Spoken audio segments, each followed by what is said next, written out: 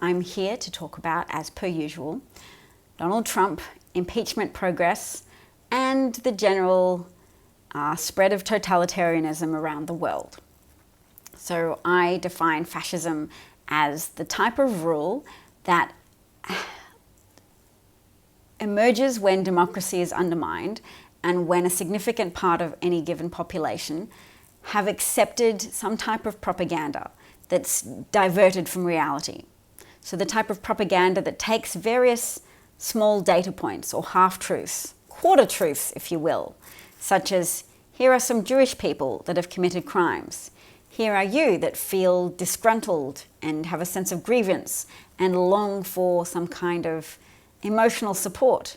And I, the fascist leader in question, will give you that emotional support. I'll tell you that I'm down to earth, one of you, ready to recognize you for the greatness that you have to offer, ready to prioritize you as a community, as a country, and ready to scapegoat the heck out of whatever community I'm ready to demonize. So in Hitler's case, it was Jewish people. He published a weekly list of crimes committed by Jews. In Trump's case, it's Mexican and South American migrants, and he was ready to publish a list of crimes on a weekly basis committed by undocumented migrants. And he's capitalizing on the ground preparation conducted by right-wing media organizations, such as Fox News, that have helped media moguls prosper by tricking some significant part of the American population into believing that migrants are to blame for the structural and systematic problems with their country.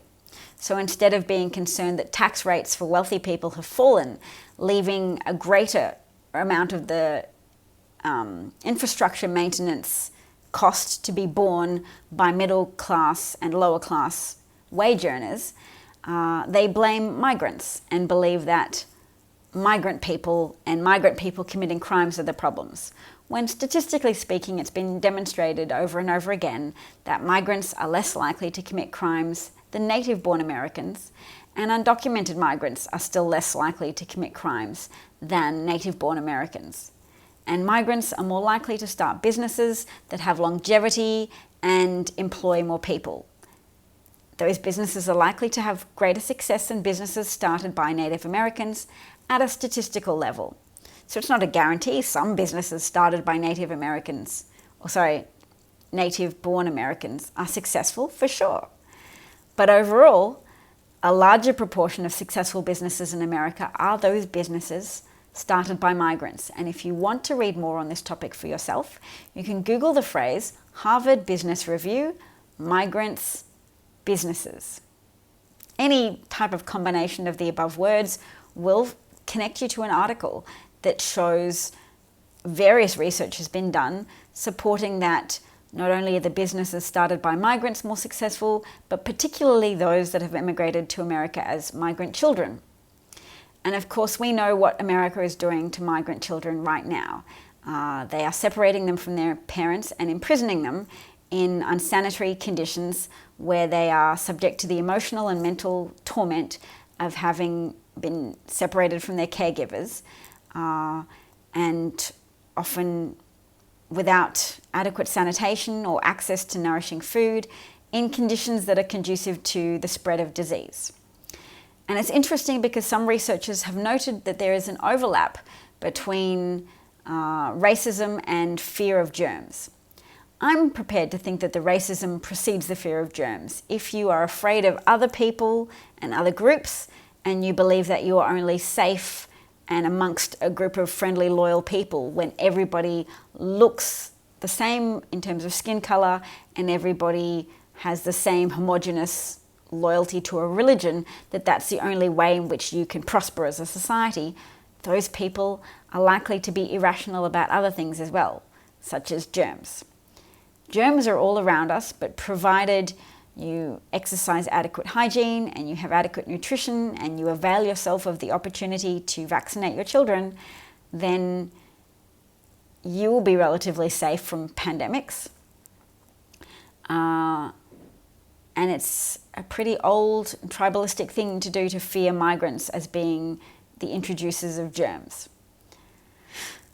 But of course, Trump is making migrants be the instigators of outbreaks by causing conditions for migrants that are conducive to disease outbreaks and epidemics.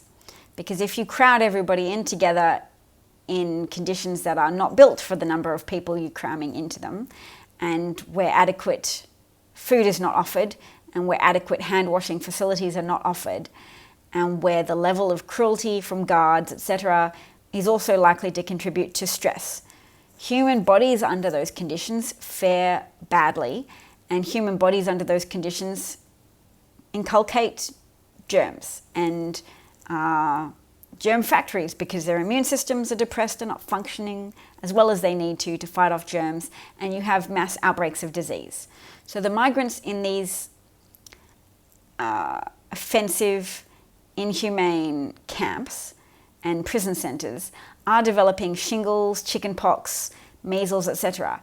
And they're not being vaccinated against the flu, so they're also developing flu. We already know of 7 children who have died under US government care. And there is a reason for that, and the reason is poor treatment. And poor treatment is underselling it, isn't it? Incredible mistreatment. And the American media will still, in the interests of balance, sometimes report that the migrants may have crossed the border illegally.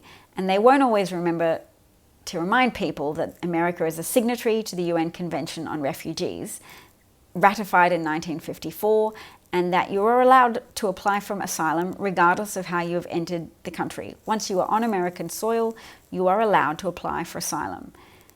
Therefore, it is mistreatment to treat asylum seekers as if they are criminals.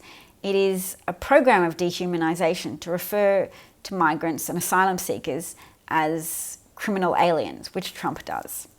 That is how the German population was encouraged to either look the other way, to be passive, or to actively embrace mass murder at an industrialized scale, the like of which the world had not seen before and has not seen since. Although we have seen millions of people murdered, so I take that back. But the Holocaust is definitely one that is often understood, but even so, younger people are showing that they haven't been taught about the Holocaust as much anymore. There's lowering levels of awareness intergenerationally. Poor young people. Not that I'm saying it makes people happy to know about the Holocaust, but it's definitely unfortunate that not only do many young people not know about Abu Ghraib, they don't know about the Holocaust. Hopefully, the work that we do now, when we deputize ourselves to fight against the misinformation put out by Donald Trump and his complicit GOP co-conspirators, that we help educate people of the existence of the Holocaust, of the existence of a government-endorsed, a government-organized, industrial-scale mass murder program for Jewish people. I know about it because my great-grandparents perished in Belzec. My grandmother at 16 years of age was told by her parents to jump from a train. She didn't want to leave them behind, but they told her she had to do it, that she had to go back for her sister. So she jumped from a train, leaving them to stay on the train and perish in the camp facilities where millions of Jewish people were gassed, had their bodies burned in ovens, were abused and forced to participate in the process of shoveling the bodies of their peers into furnaces to be burned and destroyed. And the German people living nearby, or the Polish people living nearby, because these mass slaughter centers were located around Europe after Germany had invaded a few countries, they may have smelt burning human flesh, but it becomes quite difficult to evict fascists from power once they have become very entrenched. And Putin grows in strength and power, and his accomplice, Donald Trump, further consolidates his power and his hold over various government departments. So the more powerful he seems, the more people just abandon their loyalty to the Constitution, to the American Constitution, and just start to do what Trump orders to be done. And they treat their roles as if American government, instead of being organized around the rule of law and adherence to the Constitution and sworn oaths of office of loyalty to the Constitution, they begin to operate instead as if it's a military chain of command where the president is the supreme commander and no other considerations have merit. So that is a little bit breaking, in that some people are defying Trump and his complicit White House and their instructions. So Fiona Hill was instructed not to testify on certain matters.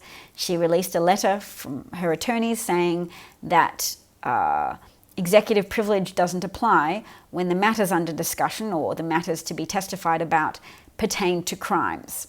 So Fiona Hill was testifying that the Trump-appointed ambassador to the EU, Gordon Sunderland, assumed, oh, that sounds like my husband's ready to go to bed. I am going to go and say good night. Good morning to Americans. I hope you enjoyed this broadcast, and I will broadcast again tomorrow. Thank you so much for listening. I have a website, davcat43.com, if you want to read my first ever blog. And if you enjoyed and support my work, please don't hesitate to subscribe and click like. Thank you. That all helps with the algorithms and the hey nonny ho, and the